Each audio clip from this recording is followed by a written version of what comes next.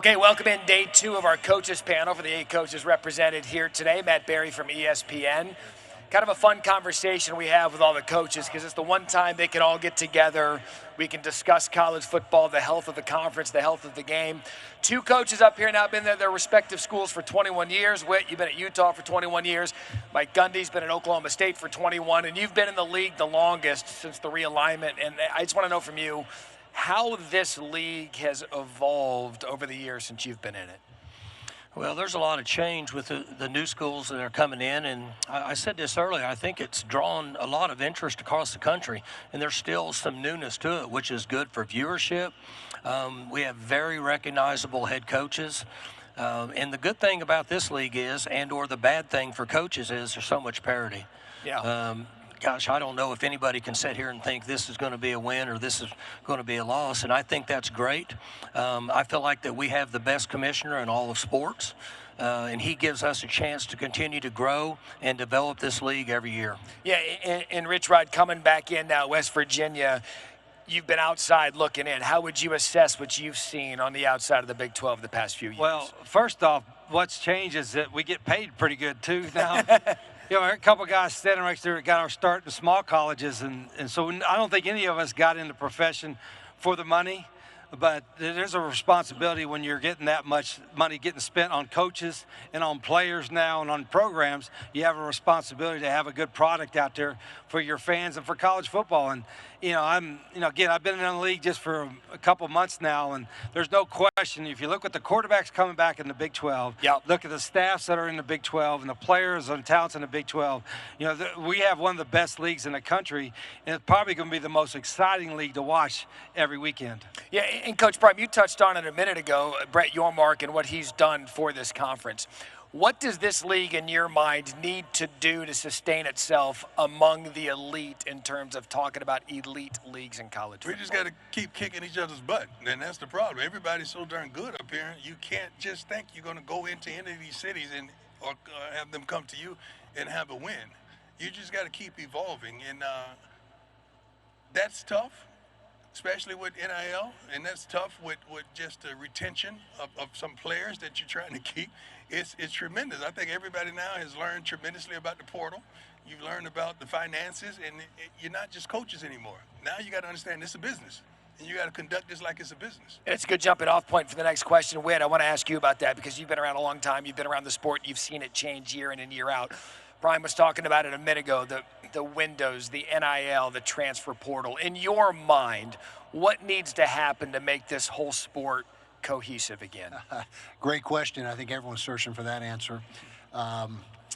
It's just, it's all boiling down to try to create a level playing field, if that's possible. There's never really been a level playing field in college football, but I just think that, as far as our conference, first of all, to piggyback off Coach Prime, we got to win the out-of-conference games as far as strengthening the conference. That was, what you asked Coach, and I think that will help. But the rev share thing is going to be somewhat of a, I don't want to say equalizer, but that'll be something that at least puts some guardrails on things and gets things more in line for each school, and not have it just be completely the wild, wild west. Yeah, and Coach Brandon and Coach Fritz, we were just talking about this on ESPN on the set a moment ago, about the challenges of coming in as a first-year coach, the portal windows, rosters getting rated.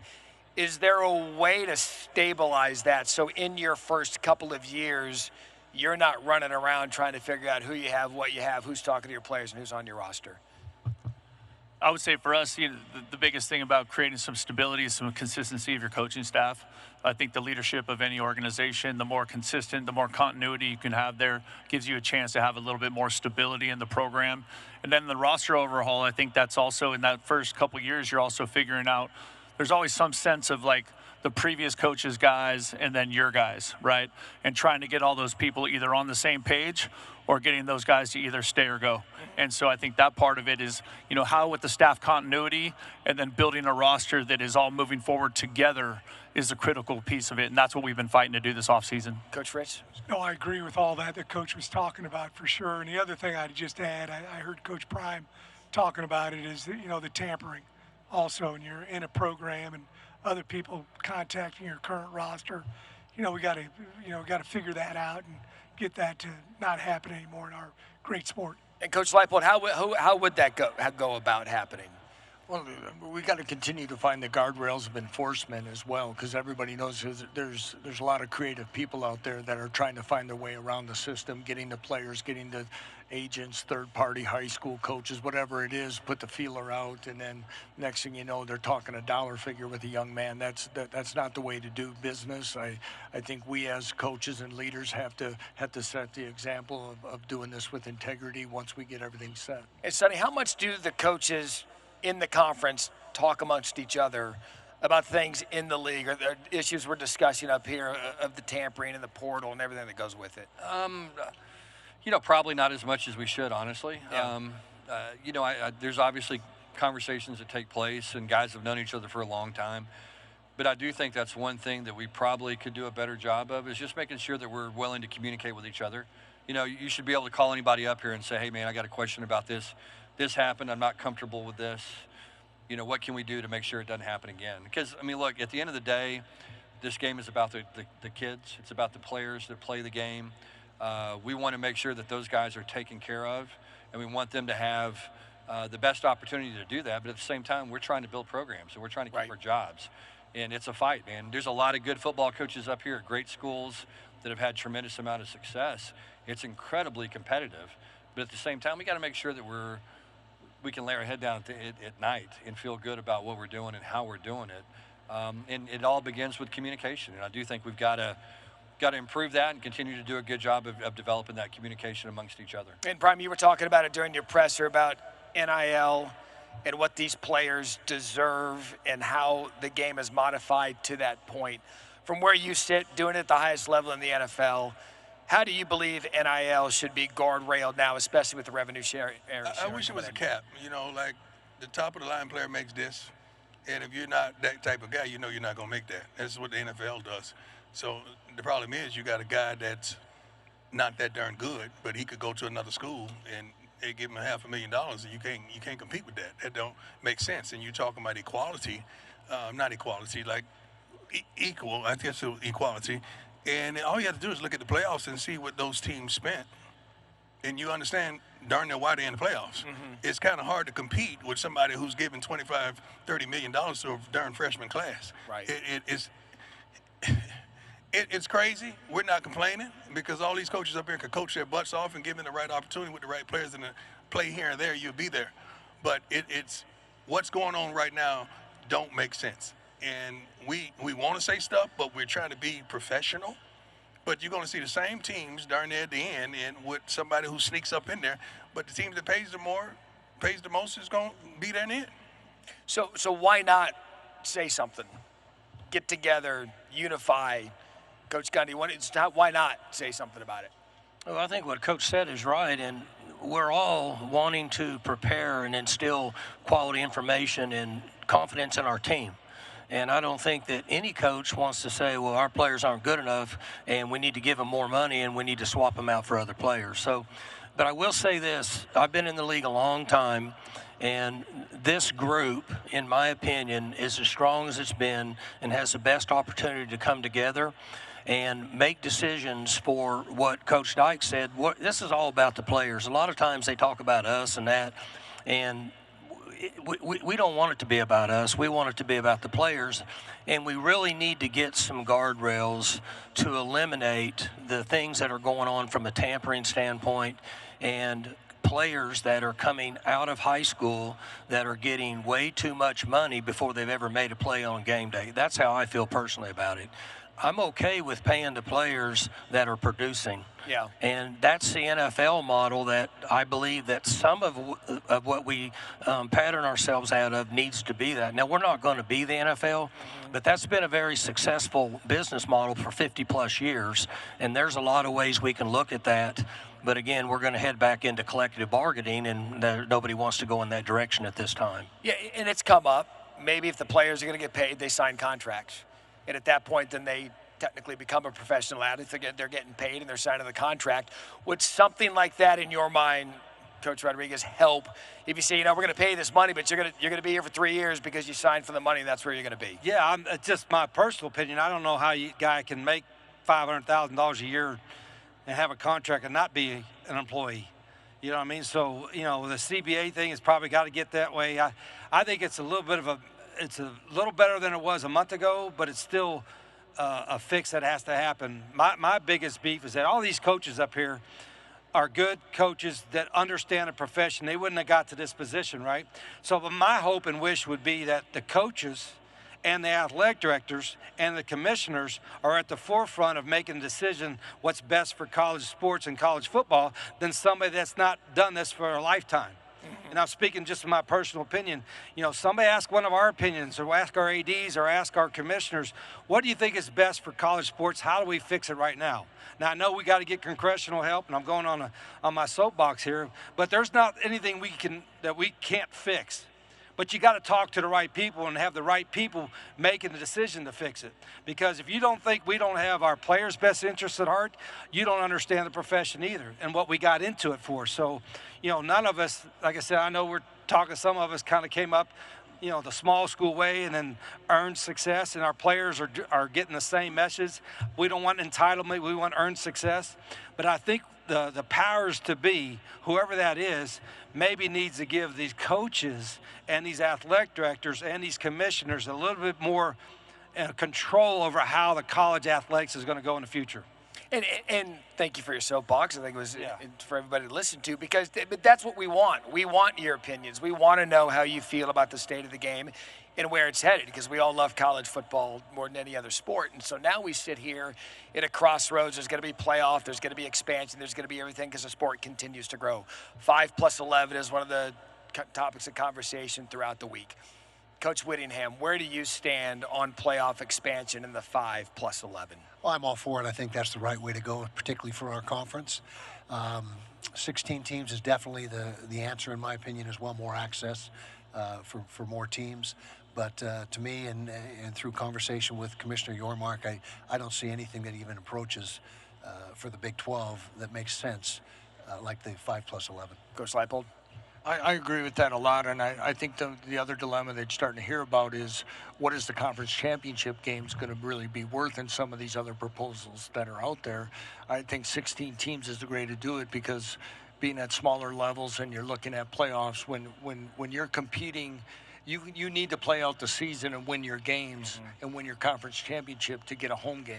And if home games are going to be at stake, then all games are meaningful all the way until the playoffs start. And I think when you get to a playoff format that has 16 teams and no byes, that puts more weight into those games. Coach Brennan, would uniform schedule work with all the leagues? I think everyone should get out there, play the same amount of conference games, and perhaps schedule another Power 4 game or two within that schedule with a different league.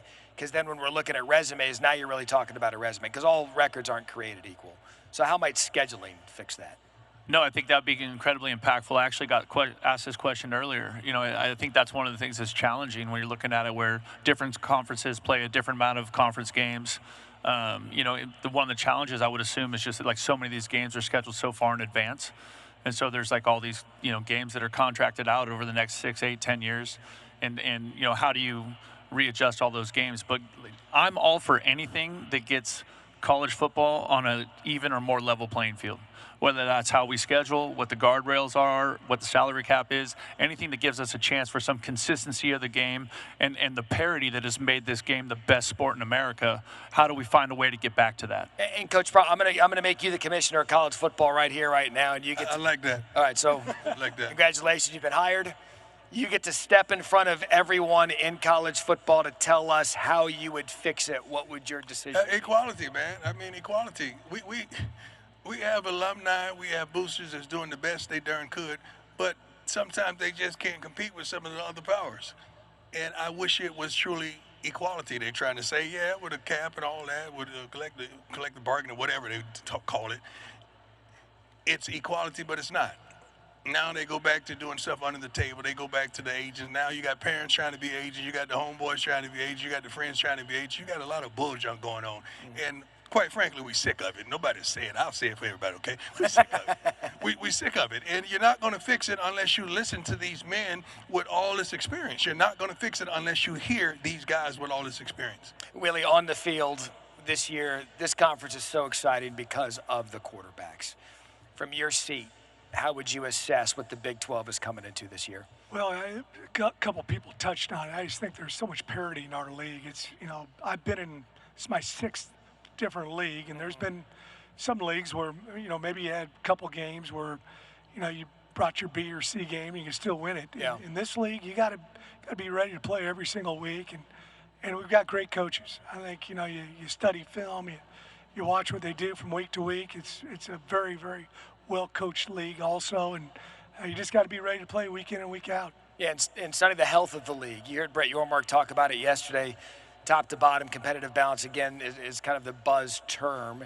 You've been around this area for a while. How would you assess the health? Yeah, look, what other league in college football history? We did preseason polls last year. The team that finished last in the preseason poll won the league championship. Mm-hmm. Seriously, in the history of college football, how many times has that happened? Not very often. Yeah. And so it speaks to the quality of this league. This parity, as Willie said, you better play well every single week or you're going to lose. It's just the way it is. And that's what makes this so much fun to watch. And I think as a conference, we have to do a great job of selling that because, quite frankly, that does not happen in some of the other leagues. Those are very top-heavy leagues. The same teams represent those leagues year in, year out as champions. And this is unique, and this is different. This is exciting. This is a brand of football that really not too many people have seen in the past. So we got to do a great job as a league of selling that because it's true. Coach Gundy, do you believe nationally this league is a bit overlooked? Well, I don't know about overlooked, but the discussion with the playoffs and such and the teams, and I believe you should have to earn your way into that. But one thing that I mentioned a few years ago and have followed up with this is as you watch this league, there's a lot of similarities in the NFL. You're going to beat each other up. Yeah. This is what we're all talking about. And the coaches up here, and I'm sure the 8 that were up here yesterday, yep. I was with them in Orlando, and I think everybody believes that that's going to be the real challenge now because of like what Coach said, we're not in a league where there's 2 or 3 teams, and we're in a league where you better be ready to play every Saturday. And whether people want to hear it or not, you might play your butt off and have a great year, and you might only win 7 games. Yeah. In a league, it's extremely difficult, and you might have 2 or 3 games, 4 games, you lose, 2 or 3 points, or at the end of the game, and that's what can happen. But I think that's going to draw a lot of viewers to this league. And any of you can answer this because, look, all records, like I said earlier, aren't created equal. You could have a couple of 10-2 teams and a 9-3 team that just went through a gauntlet of a schedule that may not be as good as an 11-1 team's record says, but at 9-3, you probably deserve a shot at the postseason. Yeah, just speaking for myself, I know you always kind of take a look at your conference games, but I don't have one thought when I go to bed at night what Oklahoma State's doing or Kansas is doing. I'm worried about West Virginia, you know what I mean? And I think every coach up here will tell you the same thing. You got so much to do with your own programs that you're doing everything you can so your program does well, and every coach has that same mentality. I think that's why this league is probably in the best position it's been in. I'm new to it than it's ever before because you have that kind of singular focus on the stage. Yeah, and look, again, we've had the 8 coaches here yesterday. We have you 8 here today. We could legitimately make an argument for the entire league to win and play in the conference championship. We appreciate your candor. We appreciate your time. Our Coaches Roundtable here at the Big 12 Media Days.